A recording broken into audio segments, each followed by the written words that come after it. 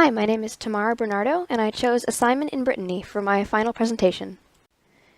To explore the translation of Assignment in Brittany, I plan to first analyze the novel, including its themes and technical aspects. Then I will analyze the film's editing and storyline, and from there I'll examine the relationship between the two. This examination will cover the changes and similarities in the characters and plot and seek reasons for the alterations found. Assignment in Brittany is a spy genre novel. Now what that means is, to paraphrase Neil Gaiman, a novel in which the audience has a certain set of expectations and will be disappointed if those expectations aren't met. In the spy genre, that might be the so-called Bond girl, the evil plot, the harrowing escape, or just the overall intrigue of the story. So, unlike Extremely Loud and Incredibly Close, there aren't many beautifully written lines that I can pull out and talk about. The writing consists mostly of simple or compound sentences, and I noticed this particular book lacked sensory language. However, what sets it apart is how well McInnes handled the characters and depiction of Nazi-occupied France. Unlike later spy novels, for instance Moonraker, the characters of Assignment in Brittany don't fit neatly into archetypes. Caranor is a disabled schoolteacher. Anne begins the story as a damsel and ends it as a wounded espionage agent. And Hearn is helped by a 16-year-old boy who guiltlessly shoots the antagonist of the story. These are individuals who are not normally chosen in film or novels to be heroes, yet an argument can be made that they do more for the Allies than Hearn. Setting is never once forgotten, whether the scene deals with friend or foe.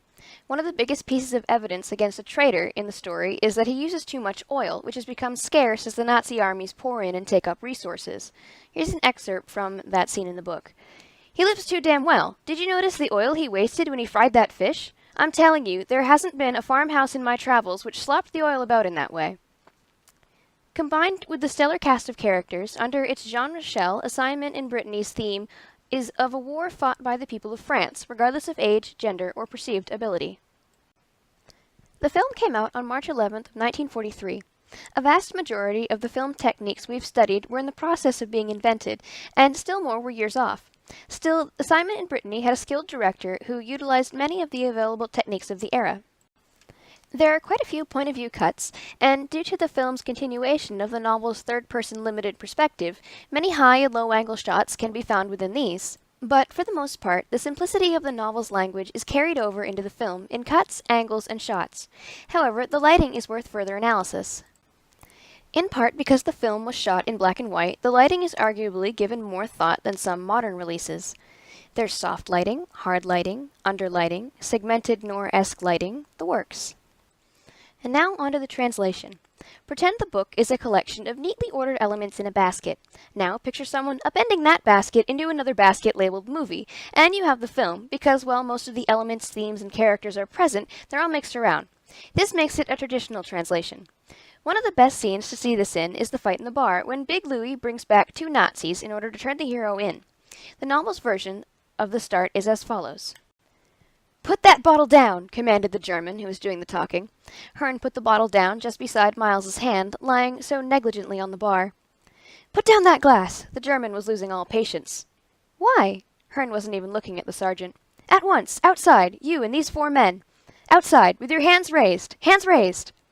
Hearn took a step forward. 7 feet away, he calculated. "Let's go," he said. He threw the glass of spirits at the sergeant's eyes and dropped to the floor. Here's the scene in the film. Then let me teach you a lesson.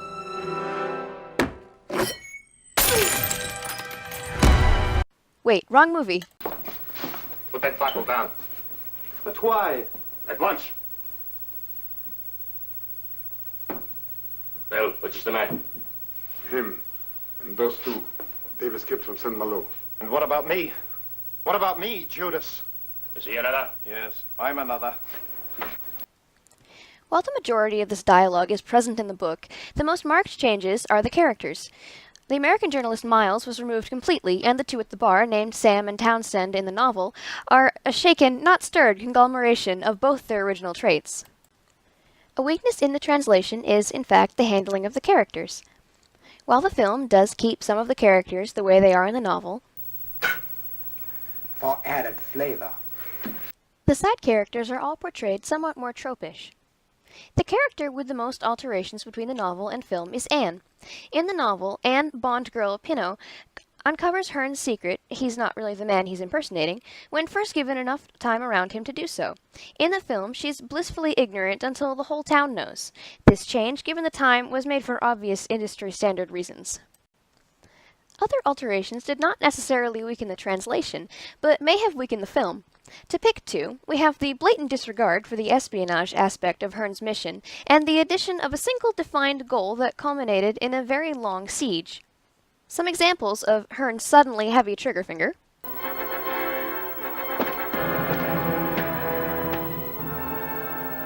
It wasn't me, Major. We're going to be doing one thing, and one thing only. Killing Nazis.